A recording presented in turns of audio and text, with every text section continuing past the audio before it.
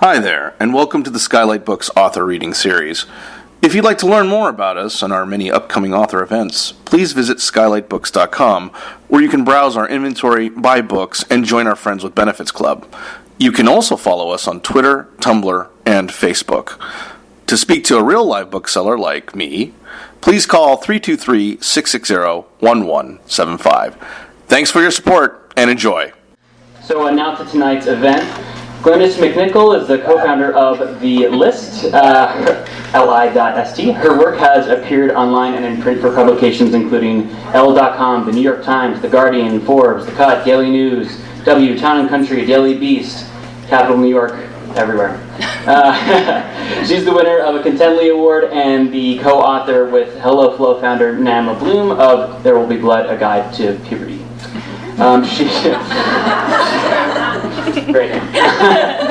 She's in conversation with Friedman and is a columnist for New York Magazine and Los Angeles Times and a contributing editor to The Gentlewoman. She co-hosts the podcast Call Your Girlfriend and sends a popular weekly email newsletter.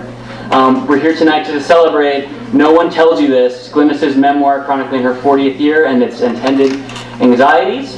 Alyssa Mastromonaco, author of Who Thought This Was a Good Idea, has called the book honest, hilarious, and raw. Her voice literally jumps off the page and becomes your friend, sister, caretaker, ass kicker. And Jessica Bennett, author of Feminist Fight Club, has said Glynnis lays bare the complexity of being a woman on her own in the world, in all its heartbreak, humor, and yes, joy. Please help me give a warm welcome to Glynnis MacNicol and Friedman.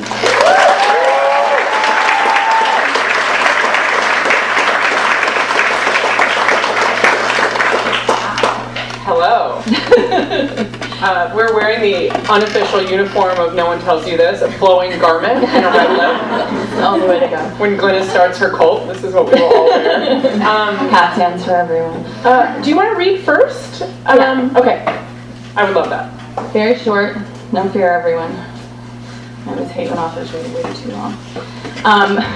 Thank you, first of all, everyone, for coming. It's really, I know it's busy lives. It's a Sunday in July, and I really appreciate everyone showing up here. As we said, the book is a memoir of my 40th year. I approached the age of 40 with a certain amount of dread. Turned 40 and discovered it was exactly the opposite of everything I'd been led to believe, both in amazing ways and in difficult ways. Spent the year complaining that there was no good stories about women of a certain age, or really any stories that didn't end with marriage or children. And a few weeks before I turned 41, it occurred to me that I am a full-time writer and perhaps I have material to write my own story. Yeah, it's a little Oprah aha moment. So I'm going to read two short passages. The first is from the beginning of the book, just the hours leading up to my 40th birthday. 8 hours before my 40th birthday, I sat alone at my desk on the 17th floor of an office building in downtown Manhattan, unable to shake the conviction that midnight was hanging over me like a guillotine. I was certain that come the stroke of 12, my life would be cleaved in two, a before and an after. All that was good and interesting about me, that made me a person worthy of attention, considered by the world to be full of potential, would be stripped away, and whatever remained would be thrust, unrecognizable, into the void that awaited. It was ridiculous. Deep down I knew it was ridiculous. However, knowing this did not keep me from anxiously glancing at the clock out in the hallway, as if the hands on it were actual blades. I thought of my mother, of course. Whether or not we actually resemble the image we see, our mothers are our first and most lasting reflection of ourselves, a mirror we gaze into from birth until death. I was 8 when my mother turned 40, and sensed an abandon all hope ye who enter here message woven into the colorful birthday cards that arrived in the mail for her. As if simply by turning 40, my mother had somehow failed at something. And now here I was, so many years later, about to turn 40 myself, gripped by those identical fears, despite all my determination to be otherwise. 8-year-old me would have been revolted. I pulled out my phone, automatically angled my head in a well-practiced tilt, and took a selfie. Wait, is that really the one? That's not the selfie, but it's had a long legacy. I was aware that to the outside world I could not have appeared less like a woman who should be worried about her age, less like someone who is now spending the last hours before her birthday seized by the belief she was being marched to her demise. In all likelihood, even my friends would have been surprised to hear it. I was not known as a person who tended to cower. I was a person who kept going, who took care of things, who always had the answer, who rarely asked for help. I knew what I wanted and what I liked, which is probably why most of my friends had taken me at my word when I said I didn't want a birthday party. I'd spent much of the year being the good daughter, the good sister, the good friend. My mother had been diagnosed with Parkinson's not that long ago, and the speed of its progression had left us breathless. My sister was home with 2 small children and a third on the way. I'd been the emergency contact for more than a few of my friends whose marriages were imploding, who'd suffered family tragedies. Far from spending the summer panicking about my age, I had instead occasionally wondered whether the world was conspiring to do me a very cruel favor. It sometimes felt as though so many of the things a single childless woman on the eve of her 40s is supposed to be most fearful of never having attained, the right guy, the happy marriage, the babies, the not dying alone, had been lined up for my inspection and then, one by one, unveiled to reveal the worst-case scenario. It wasn't that I was missing out on happy endings. There were no happy endings.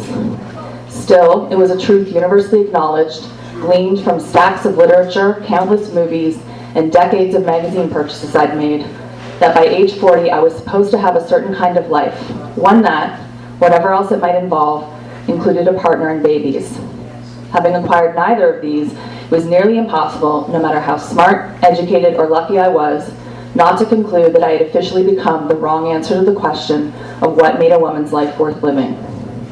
If this story wasn't going to end with a marriage or child, what then? Could it even be called a story? Spoiler, the answer is yes. Okay, and I'm just going to jump ahead in the book to later in the year and take us all out of America for a few minutes. A friend of mine was the deputy editor of a large travel website, and she assigned me a story to take a cruise through the south of France and then write about it. This begins with me just landing in France, essentially. A few days later, I was once again catapulted out of my life and across the ocean, and within hours of exiting the plane in Marseille, I found myself on the balcony of my gilded stateroom overlooking the flowing Rhone River. When I leaned out the window to take a selfie against the scenery, it looked like I'd photoshopped myself into a Van Gogh painting. Everything was decadent, from the light to the trees lining the water's edge, to the cheese that oozed out on the china plates in the dining room. Before coming on this trip, I'd make jokes about the senior citizens cruise I was embarking on. As it turned out, I was the youngest on board by about 20 years. But sitting here, rolling French vineyards visible through the windows, I was deeply struck by how these privileged men and women had seemingly excelled at later life. This was the lifestyle we were all encouraged to save up for, the reward. With my mother, I had seen the worst case version of what we imagined growing old to be. Here, I was observing the best case. The difference was striking, especially coming back to back. In the mornings, I watched as the women served careful portions of soft-boiled eggs and buttered toast to their husbands, while both sat in habitual silence. Perhaps that's what marriage became eventually. One long ritual of performed habits. Over dinner one night, I was invited to join a table of 2 couples. My solitariness stood out nearly as much as my age in this group, and since arriving, I'd been on the receiving end of many curious stares, as if my being alone made them uncomfortable.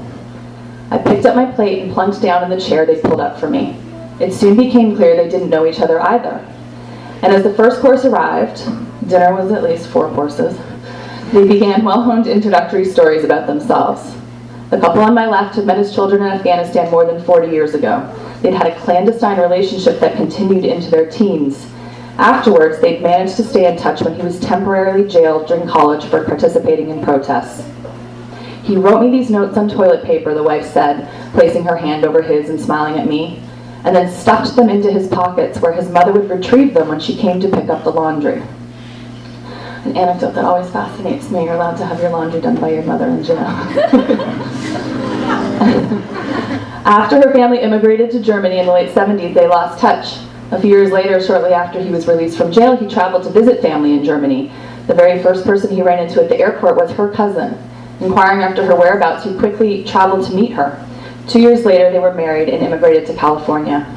30 years and still we go strong, the husband said, smiling proudly.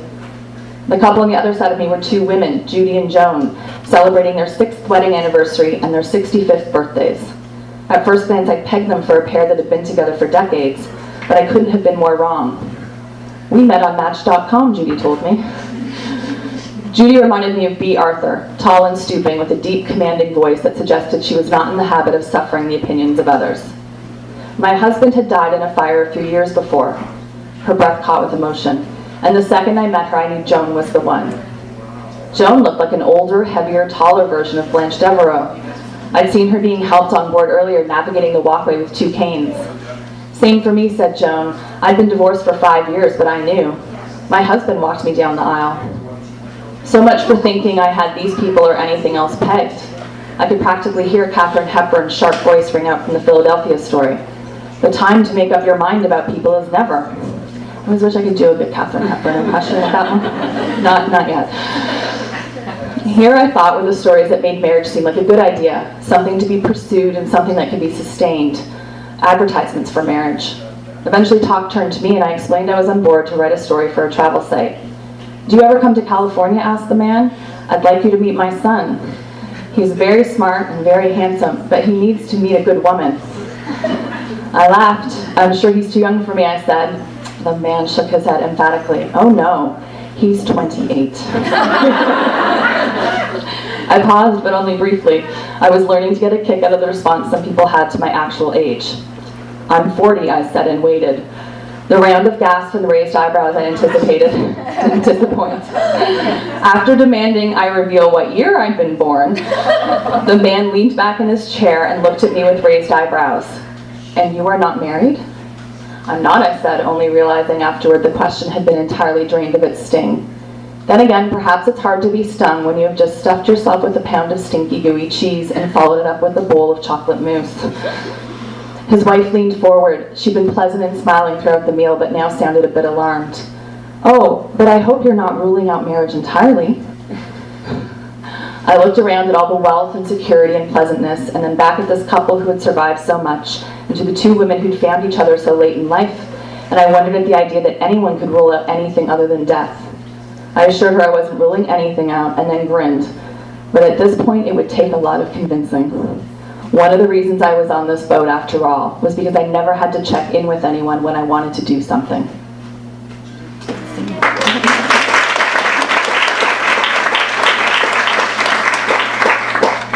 So I'm curious if you kept track, maybe even before you knew that this was a book you wanted to write, of those sorts of extremely irritating things that people said to you when they found out basic information about you and who you are. Yes and no. I've been keeping a journal since I was a kid, and that year was so overwhelming for a lot of reasons I talk about in the book, having to do with my mother being ill, that I didn't actually keep a good journal that year. It's just that interactions like that were so common that I had to pick which I thought was the best one and put it in the book. And then they have continued to happen since then. So it's almost like you can anticipate the conversation that's about to come because you've experienced it enough times that you're like, and no, I'm not married, and this, but I didn't actually keep a list. Did you ever think about preempting it? Now you can be like, and no, I'm not. You can purchase my... Here's the link. Yeah, exactly. I'll let you know at the end of this book too, or how this goes.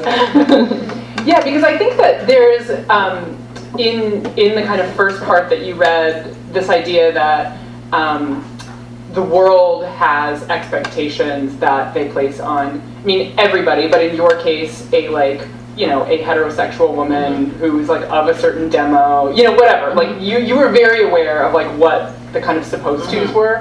And was that like something you pictured as a kid? You were like, oh, when I'm in my 40s or when I'm an adult, I will, like, was that specific? I think the answer is I generally just expected that I would probably be married and have kids. But I know women who pursued that, like that was really how they envisioned their life specifically. And I envisioned my life specifically in New York City. And the rest of it was sort of like a general sort of shadowy sense of I'll probably get married, I'll probably have kids. And I worked very hard at my career during my 30s, and so a lot of this sort of caught up with me right at the tail end of my 30s, where I had this moment of like, if and it's particularly around children, obviously, where I just had this moment of like, if you want children, you really got to like look at that in the face and say, is this something you want? Because you need to then start pursuing it pretty quickly,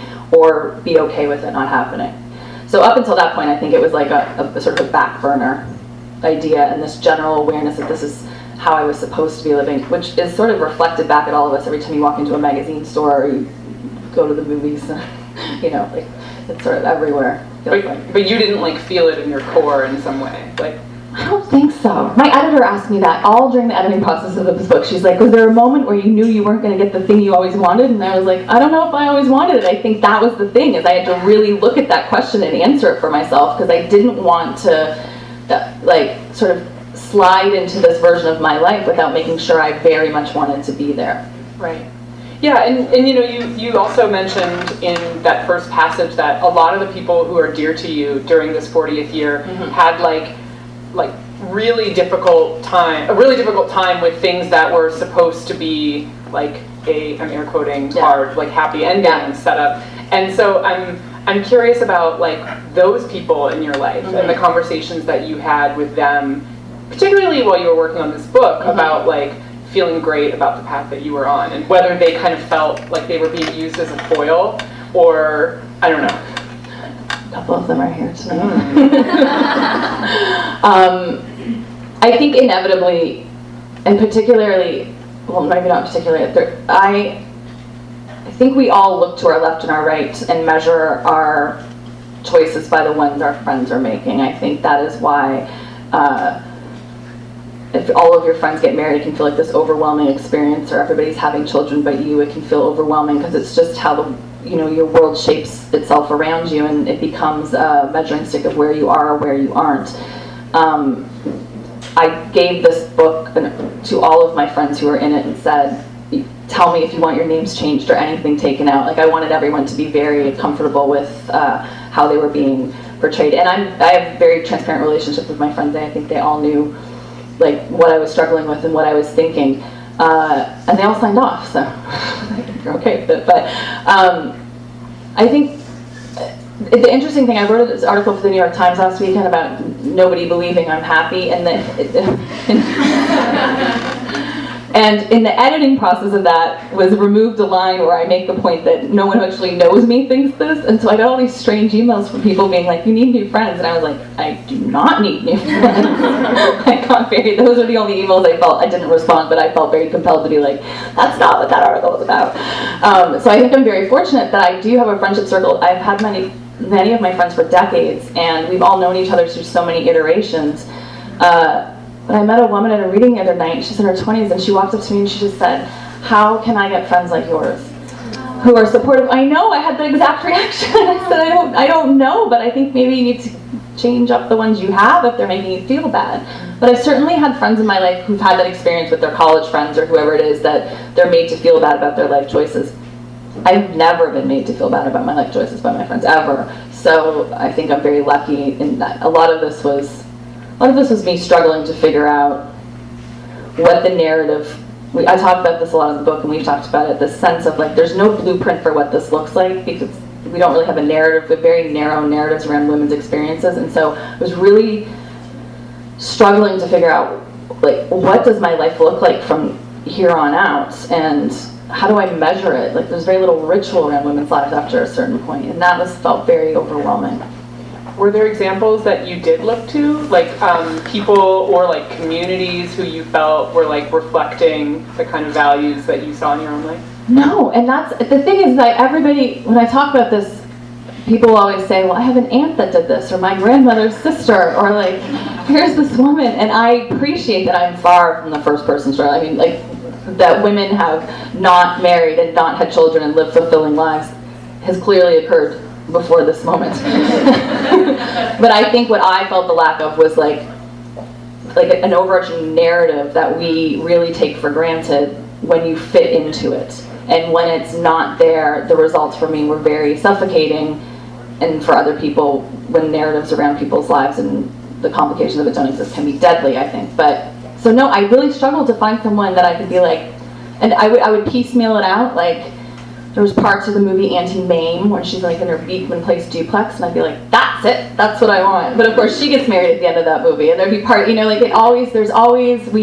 so uncomfortable not tying women up at the end. There was really no, and obviously Auntie Mame was really great, but still, it's like one person from one movie in like 1960 something, I think. So, yeah. And even she doesn't like get like the full complete arc of that story because she marries an oil baron, right? Like, I was just about to say. I'm not saying I'm not willing to entertain that, but I mean, like, I really, and even the Cheryl Strayed's Wild was such an important book for me. But I always think it's interesting in a book that's like 300 pages of a woman on the road by herself in the wilderness. Slide in that line at the end where it says, and however many years from now I married my husband and brought my children back here, and I'm like, man, I bet there was a lot of pressure to include that line, and obviously it's true, and I think that's wonderful, but I would have really loved that book to not include that line at the end. Right, if it was like, and I came back 15 years later, and I felt awesome. Yeah, exactly. Like that was left it. And if she'd done that, the top search, like Google search for her would have been Cheryl Strayed husband. People would have wanted to know, because we really, I think, have a hard time, I include myself in this, just untethering ourselves from that sense of completion when it comes to women's lives, so. Right. I know some of the answers to this question because I've read the book, but I'm wondering if you can talk a bit about that sense of completion or fulfillment that you feel now, and like how that shows up in the book. So, I think one thing is, I think it's as damaging to women who get married with the idea that that's the final solution. And like everything after the wedding is going to be like wonderful, or like the baby arrives and everything is solved. And one of the things I live in New York, and I imagine it's the same in Los Angeles. Women get married much later and have their children much later. So as I approached 40, I was having friends that were only a year or two or a few years into their marriage and had very young children. So all around me were a lot of women grappling with the fact that it was really messy and complicated and difficult and not like a solution to anything. So, again, newsflash. But I think that's also really difficult for women who are married with children, because that probably doesn't get talked about quite enough either. I think I still struggle with this. There's not a solution to this book, because there's not really a solution. I think the epilogue of the book, which I wrote in one sitting, and it was very painful to write, so I haven't actually reread it since, but I say like there's no happy endings, there's just good editing, and that's not cynical. It's just like the only ending is death, like that's the ending, and then there's nothing else. But up until then, there's like, it's like I don't look at it like there's waves of like extraordinary happiness, hopefully, and then there's waves of extraordinary difficult, and like you sail from one to the other as you go until you are dead. And so I have found one of the ways, I think one of the biggest struggles in my life, I continue to struggle with this, is a real lack of a blueprint, lack of ritual, essentially. Like there's no way to mark my life in a very widely recognized way. Writing a book is one of them, but like what do you do when you're not a person that writes a book about your life, but then puts your face on the cover of it? So I think one of the things I felt is that travel is something I get enormous satisfaction out of, and in many very literal ways it involves like a beginning, a middle, and an end. Like it gives that whole arc to your life where you just leave, you go somewhere, and you come back. And I do wonder if there's some connection between, we see all these stories about single women traveling and women traveling in general, like it's an automatic sense of purpose. And I also like to be on the move, so I really enjoy it. But I also think part of this book was about me looking in the face a lot of things I'd sort of internalized, or things that I was supposed to be ashamed of. I think there was this weird thing when I turned 40, like I was ashamed of myself for turning 40. And shame on you for being healthy and 40, you know? And some people just read the book, talk to me as if I'm still sort of in that place. I'm so far away from it. I feel really just absolutely released from any of those feelings. I feel powerful, actually, is the word I keep coming back to. Not just even like great or excited, like I just feel powerful, like I'm so certain of who I am and so disinterested in opinions. One of the things I really love about this book is the way you talk about how, I'm actually just going to read your line because I was trying to paraphrase and obviously you did it better, but you write, we're always drawn to the clearest articulation of what we think we lack. Yeah. And that obviously happens really easily on like the internet where people are projecting a clear articulation of what they think is great about what's happening with them. But it also happens just in life, like the people we're surrounded with, like the media we consume. And the celebrities we're obsessed with, yeah, and you've written, I mean, you touched on this a little bit earlier, and you've written about this with regard to like your apartment, but everyone is kind of someone's version of the what they're missing out, and I'm curious about how you feel about stepping into this role as like a certain articulation of a certain type of life or path. The book only published 5 days ago, so this is all very new, but I'm starting to feel work through it right now in real time.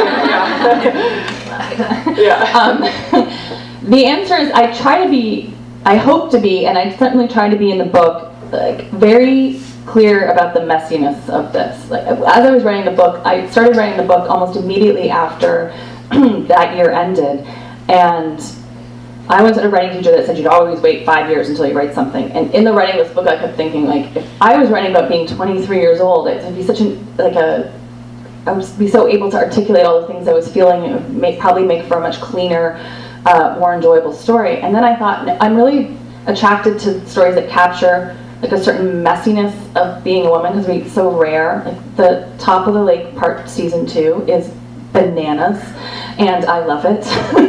But I was hoping to capture that in a little way, so it would just be like, there's some parts about my life that are great, which I think single women, especially single women over 40, never get credited with having anything enjoyable, which ties back to this, like, you could never possibly be happy. And there's parts of my life that are so difficult that you also don't get recognized for, because it's so easy to slip into being an object of pity. And so I really wanted to be like, here's it all. Like, this is all. This isn't a solution. I do have a great apartment, which came up in all the letters I got from men after that New York Times piece. They're like, an apartment's not a baby. It's not going to make you happy. And I was like, I'm willing to risk it. Like,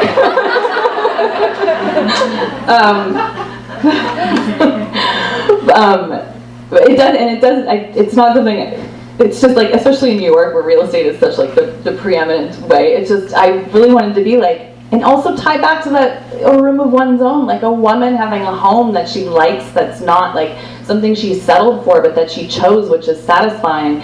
I thought was really important. But to answer your question, my life is far from. It's just enjoyable. Like, it's as enjoyable as anyone else's, and as difficult. And I would hate for the takeaway from this book to be like, it's making someone feel bad about any choices they've made in their life, because I was made to feel bad just in general, and I certainly would just be so disappointed if that was any version of the takeaway. I mostly just I thought of this book as like, I went off into the land of 40 that I didn't know, there was sort of no map for, and I got out there and thought, oh, this is pretty great, and also not expected, so here's my dispatch. Like, this is what I found. Maybe you're interested. From the front lines. From the front lines. Yeah. I mean, you are a reporter. Right, yeah, exactly. I am going to let everyone ask some questions in a minute. Let's do a time check. I didn't even bring my phone. I'm so in this moment with you. It is 5:40, everyone. Great. I'm going to ask you one more, and then, so be thinking of your many questions. Ask me anything. Right. Probably most of it's here. And I think that one of the tough things about setting out to write this memoir, specifically because you didn't see a lot of stories like this, is then feeling like you maybe have to be a stand-in for too many types of, like, literally every woman who is not partnered and does not have children. I mean, that is a huge swath of the world. And I would love to hear you talk a bit about the section of your book where you are on a road trip at the same time that you are listening to the news about Sandra Bland, and just like a little bit about how you grapple with questions of privilege in this book. Because for me, I think that is one of the toughest things about memoir. Like, I understand someone is telling their personal story, while at the same time, like, we want to acknowledge that this is a whole world happening. Yeah. So. think there's a couple of answers to that. One is that we have so few stories about women, truly, even though we like to be told, like, oh, there's too many personal essays, or like, here's a shelf of chick. Like, in the Library of History, there's like half of a shelf devoted to books by women, and like a cavern of stories by men. So I think what happens is when one woman comes out with her own story, the unfortunate repercussion is that there's a sense of like you're speaking for all women. I'm so not speaking for all women, but also I understand that I got some response to that Times piece saying like, I wish you'd left out the part that you like all of your friends' children, because it's possible to be happy without any kids in your life. And I'm like, I can't speak for, like, I get it. I get the frustration of not seeing yourself when you're not allowed to see yourself in so many things. The question of privilege was one I thought a lot about. Sometimes I worry that conversation is used to tell people to shut up, essentially. And I think especially particularly women and minorities and underrepresented groups, the answer to any problem is not to stop talking. Sometimes the answer is to listen more. The section that Anne was talking about was when I went for a road trip like 3 years ago right now, actually. I think Sandra Bland's, the anniversary of her death was 2 days ago.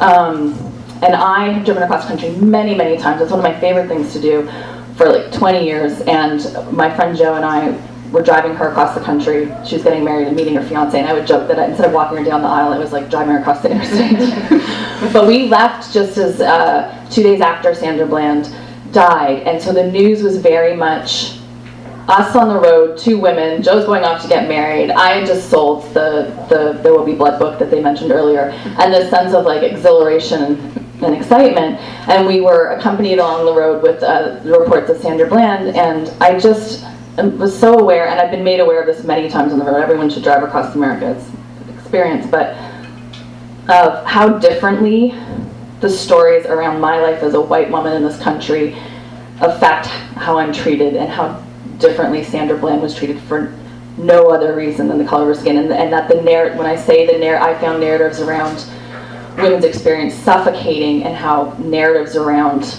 the experience of other people can be deadly. That's the prime example of that. I would never be stopped for not having I am Canadian. So I'm technically an immigrant, although my experience as an immigrant, I've seen people tweeting about that today, is so wildly different than anyone else's, because I'm white, because I have no accent.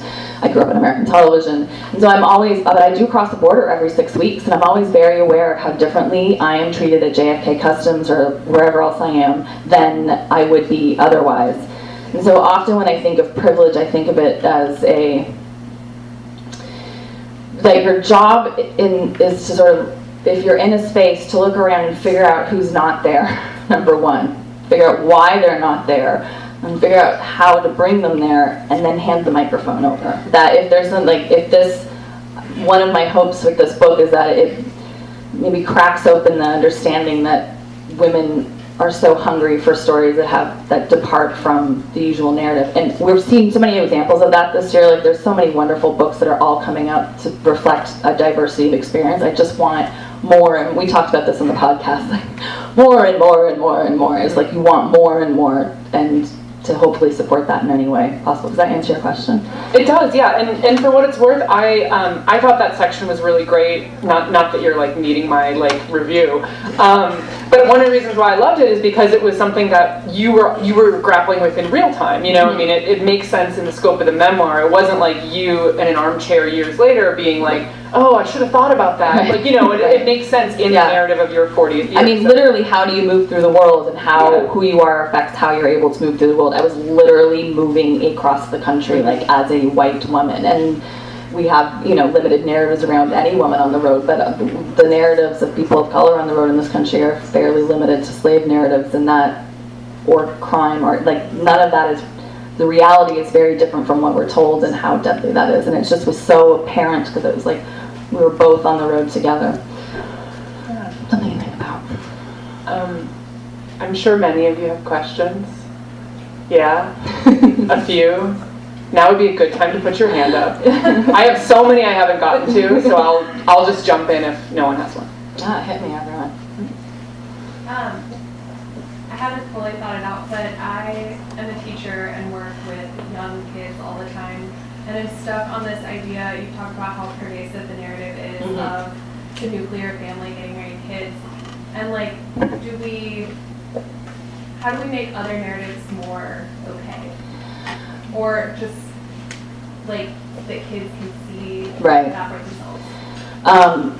I think the question that's always good to ask yourself is like, who's benefiting from what's out there? And it's, the answer is often white men are. And when you have more people making decisions who've lived a diverse experience, I think the hope is that you see. My book is in the world because my editor was turning 40 and a single woman the exact same time as me and fought for this book, literally from day one. And her boss at Simon & Schuster thought very highly of her and said, well, that seems a little crazy, but okay, let's go for it. Like, that's how this book's seen the light of day. And I think that is, I'm not saying people can't use their imagination, but I think, again, when you show something can make money or that there's an audience, we see more. I do think sometimes it's sort of a joke and it's sort of not. Like, the narratives, when people ask me like, who are my heroes or what narratives did I look at, they were all books I read as kids. Like, the Laura Ingalls books just factored huge into my life, but so did Harriet the Spy and so did Nancy Drew. But all those books essentially stop, like, when a girl gets married or gets her period, it's like her lack of agency comes with puberty. And so to be a 40-year-old woman and saying, wow, the book I still really relate to is Little House on the Prairie is like very problematic. On a number of levels, but like that to me is says something. But yeah, who's making the decisions? We talk about this all the time. We talk about this with Hollywood too. Like, who's making the decisions about what stories get made, and how do we suffer when the only people making those decisions look to see their own experiences? I did a podcast yesterday, the Long Reads podcast, and with Don Van Natta, and I love his newsletter and I love the podcast. But he did ask me. He said, people have said that this book passes the bedshell test, which is, two women having a conversation with each other that has nothing to do with men. And he said, did you set out to make a book like that? And I said, I set out to write a book that reflected reality, and most conversations I have with women have nothing to do with men. Like, and it really was revealing though, because I thought, how would people know that based on what we see at the movies, that so few of our conversations really have anything to do with men? Well, right now they do, but not in that way.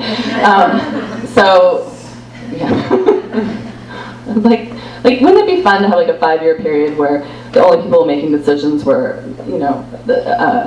people of color and women and underrepresented groups, and just see what the result of that was? We're edging towards that in certain ways, which I find really interesting and encouraging and fascinating, but I would just like to see it more comprehensively, exercised.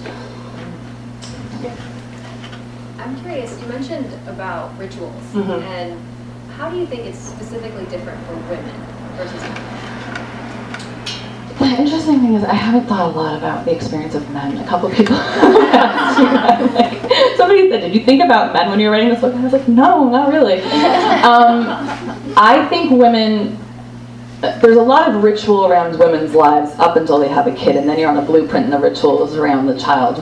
When you step away from marriage or children, there's very little afterwards to even like use to reflect progression in your life, which goes back to my mentioning travel. Like, we have rituals to celebrate, but also to just like acknowledge your existence. And so when you're living without any of that, how do you acknowledge your place in the world or the importance of it?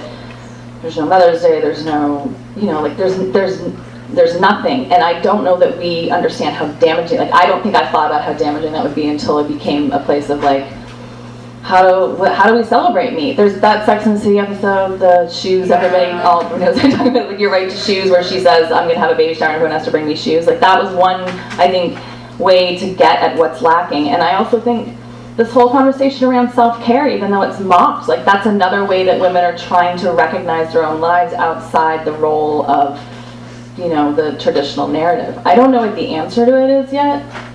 I think Amina and I did a reading at a book event in New York a few days ago, and she said, because someone asked a similar question, and she said she wanted the government to give every single woman at age 30 money. Yeah. Like a package would arrive in the mail and be like, congratulations, here's $30,000. Sounds good. Yeah, it does sound good. I take money as a ritual any day. I don't know how it affects men. I think men are celebrated professionally in much different ways, and you don't need me to tell you that. But so I don't know. I don't know how, but I do know that it is very difficult as a woman to just be outside of that. I think, and I do have noticed that my friends have on Mother's Day started shifting their Happy Mother's Day messages to like Happy Mother's Day and to my something and to my friend that does this. So I'm seeing like more recognition of the roles women play in their friends' lives in terms of, support systems and stuff. But like FYI Hallmark, get on that. I don't know. Yeah. I was wondering how much you think like people's super personal questions about your private life or fertility, especially coming from people with more conservative choices, have to do with that. How much does that have to do with their projections? And I'm sure and their choices. And their choices. For sure. I think so often when someone has a problem with the way you're living your life, it has very little to do with the way you're living your life and a great deal to do with the level of comfort they have about the way they're living theirs. I think there's another level to that where there's a certain segment of the voting female population, like 53% of them, that maybe have benefited from a certain patriarchal structure that an interrogation of that is very uncomfortable, and it's easier to say you can possibly be happy, because if you are happy, what does that say about the choices I've made that were supposed to make me happy? I rarely encounter that from women my own age, but I have definitely encountered that response from women 10 to 15 years older than me. A lot. I think it's just easier to be angry at someone else than it is to really question like what you've done and why you've done it. And I've certainly fallen into that trap myself. I'm not immune to it. I'm curious, kind of on that point, how you decide how to respond to someone who might be conservative and judging you. I imagine you get that a lot, and sometimes it's like, okay, I'm going to sit here, this is going to be a moment where I say, I'm single, I'm happy, I'm not divorced, I'm not gay, I'm not, whatever you might think of me, versus just kind of moving along, like this is not a conversation I'm going to win, so I'm just going to say, oh, my boyfriend's busy, or whatever. Like, when do you take the time to kind of get into things versus just move along? I no longer feel the need to defend my own life. And so a lot of times I approach that with some level of sympathy, or like what's happening in your life, if I have the time to ask that question. So I live in New York, and I don't get that a ton. I have definitely got it in my email recently, and I don't answer those emails. I mean, why would I use my energy? I don't feel the need to defend my life. I really don't. And I'm sure that is partly the result of having written this book. Like, I really exercised a lot of my own doubts and just put it out there. But like, now it's out there, and I'm kind of like, this is not my problem. There are other bigger problems that's also in this moment to release a book. Like, there's a lot happening right now that deserves a lot of attention. So part of me is just like, that you can't see a joyful experience in me, it makes me sorry for you. Like, well, how do you experience joy then? Or how do you have empathy? And how do you operate in the world with that lack of empathy or really imagination? But I'm also on the other side of this. And so I would just say I remember feeling those things. Like, I mean, I really do remember the intensity of that, and also resenting that, hating hearing myself feel defensive. I hated feeling like I was being defensive, because then it made me sound less believable. I'm very good at not answering people when they talk to me, though, I have to tell you. I waited tables for a long time. I can be like, just not answer and end up making someone else uncomfortable. Yeah. Is that an answer? Yeah. There's no like, I don't have like a quick response, but I will say as I've gotten older, I tend to think that something's up with them, and maybe they want to tell me about it, and if I feel like I have the time to listen, maybe I will. We have time for one more. Okay. Back there. I don't want you to feel defensive. Yeah. But you're very happy in it, and I can see that. And I feel. I think happy is a really problematic word around like I feel like fulfilled and like that I've been having a rich life. That's maybe a better way to describe. You said that you're happy when there's still a troubled world. No, I just mean I think happy is like It's complicated. Yes. I know. Happy suggests that there's like a solution and it checks it off, and I'm over here now. Africa, Yeah, they yes. live off a dollar a quarter, and and I just go, how can Yeah. I have problems in Right. America? But I had been single Mhm. at 40, and I loved it, Mhm. and I've had a couple of great careers. It's fantastic. But could you see yourself? Life is very interesting, especially for an intellectual. Mhm. Could you ever see yourself having so much fun and having fulfilled yourself in this wonderful world of literature? And then decide, gee, wouldn't it be nice to raise some kids? Mhm. Could you foresee? I mean, as I said in that, in your mind. yeah. Could you foresee that might be as well a really neat life? I mean, I hope the takeaway from this book, if you read it, since there's a lot of chapters devoted to the children in my life, would never be that children aren't fulfilling. Like I find that to be an impossible takeaway from this book, but I also, I really. I mean, you'd be a wonderful mother, right? To teach a child. Yeah, I'm a wonderful aunt right now, though, too. Like, as somebody that didn't have those figures in my life, I feel very privileged to play that role in the lives of the children around me, because I lacked them. But I also really discourage people from thinking about their lives as like, oh, making decisions against something I might one day regret not doing. Like, can I foresee being satisfied by having children? Sure. I say this in the book. I said this when I wrote an article about it too. I think the way we phrase like, I don't want children, that's true of some women, absolutely. But like, it was more a question. I was like, am I going to be okay without children, or do I want them badly enough that I need to make that the number one goal in my life right now? And the answer was, I'll be okay if I don't have children. And it's a much more complicated question than that. And this idea of, and again, the book has only been out for a few days, but the idea that my life is, it's obviously very possible to have a fulfilled life with no children in it. My life is enriched enormously by the children I have in it.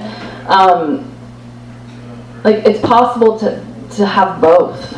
And it looks very different than anything we're ever taught. And that, to me, was disrespectful. The idea that my life can't be enriched by children and I don't play an important role as I am is disrespectful to the importance of the role I play in the lives of those around me. And I just really wanted to say, this is what it's like, and so that we can just recognize that. Part of this is not being recognized, and I think many women, almost all women, deal with that at a certain point. There's a factor of invisibility, but to feel invisible at age 40 when you're a healthy person with a satisfying career and operating in the world felt really just like, it's bullshit. You know? And it's bullshit for everyone, really. Like, I think a lot of people actually would agree with you, and it's terrific you've written this book. yeah, well, we'll see. I've been on Goodreads every once in a while, and I'm like, oh, thanks for the 1 star. But just experience like the real-time affirmation. Right, okay, interest. thank you. Yes, I appreciate it. Thank you. You want to come talk about process here? Yeah, sure. Move, and you can do that. Well, Yeah, tell me where to go. thank you guys very much for coming. One more time for Glynnis and You've been listening to the Skylight Books author reading series. Don't forget, you can listen to this and all of our other great podcasts at skylightbooks.com. Thanks again for stopping by, and we hope to see you soon.